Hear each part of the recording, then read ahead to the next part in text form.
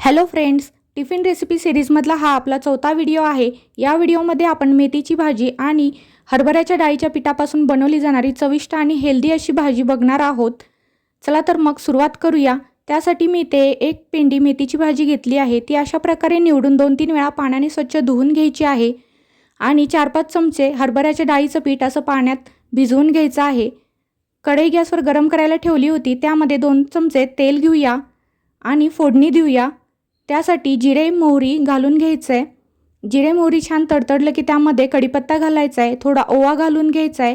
ओवा घातला की यामध्ये 4-5 पाकळ्या लसूण सोलून चिरून अशा पद्धतीने इथे घालायचं आहे।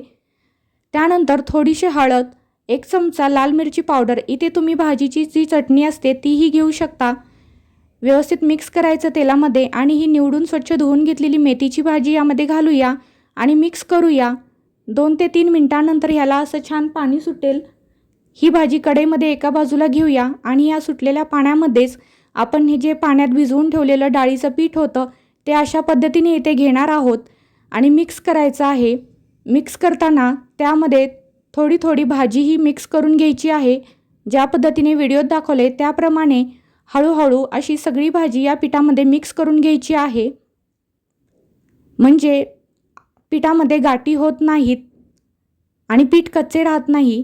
अशा पद्धतीने सगळं मिक्स करून झालं की त्यामध्ये चवीपुरतं मीठ घालून घ्यायचं आहे। पुन्हा एकदा हे मीठ भाजीमध्ये मिक्स करून घ्यायचं आहे। आता 2 मिनिटं आपण लो फ्लेमवरती ही भाजी शिजून देऊया।